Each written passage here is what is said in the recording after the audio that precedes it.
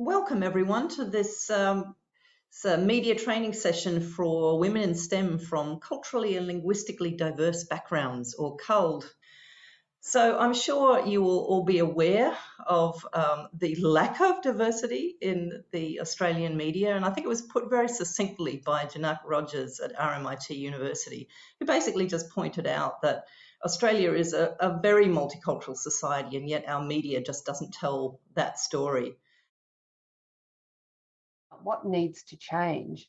Because if we don't take steps to affect change, then nothing's going to change. And you've seen the lack of diversity that Susanna has presented about our general media.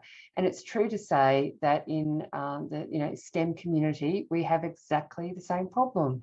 So what this workshop or series of workshops represents is me taking that call for action and working with Rwangi and her team and the Australian Science Media Centre to start doing something about it.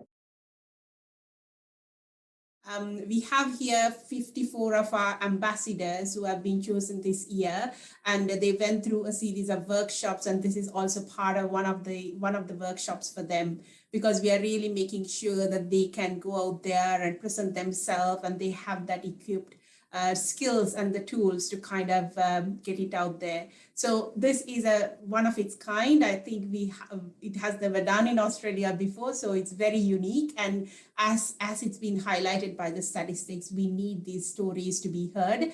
We need all the women in science to communicate their ideas and be present in media, share them with the general public. So we're happy to do the best that we can to support our cohort. So thank you very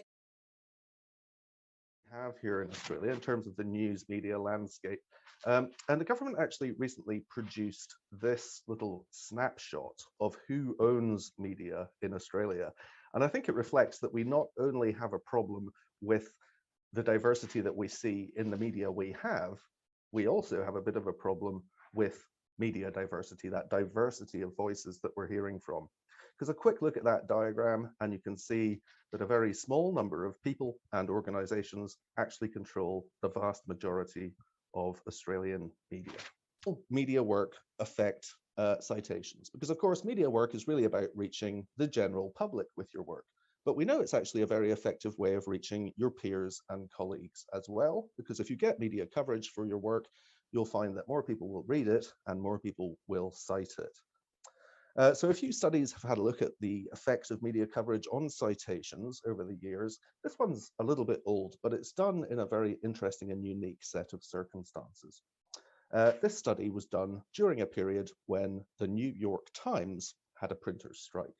After publication, those articles that actually got out there through the New York Times had a 72.8% boost in citations over those control stories. So that shows you a very powerful effect of one single media publication.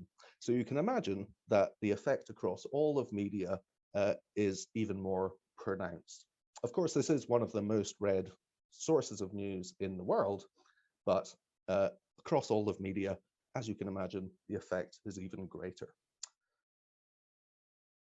The kind of hesitance, they might not have published with us before, don't feel worried. If you want to bring someone else along, bring another female author along, because that's the only way that circles of women in science communication are going to get bigger. Otherwise, we don't even have, often I'll want women to approach for a topic and I just won't have anyone. Everyone that has written for us in that topic will be male. So yeah, just reach out is my advice, and be confident and ask questions and ask for feedback.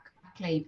Yeah, just pitch and don't be put off if it doesn't work at first. We've all been, as journalists, we know how that feels. And also, yeah, make yourself known, because you don't necessarily have to pitch a whole story. You can pitch yourself as an expert in a certain field. So we have an open database of talent, and particularly cold talent at SBS, which we use across all our TV, radio, digital platforms. So we're trying to build up a good database of a very diverse database of experts to call on.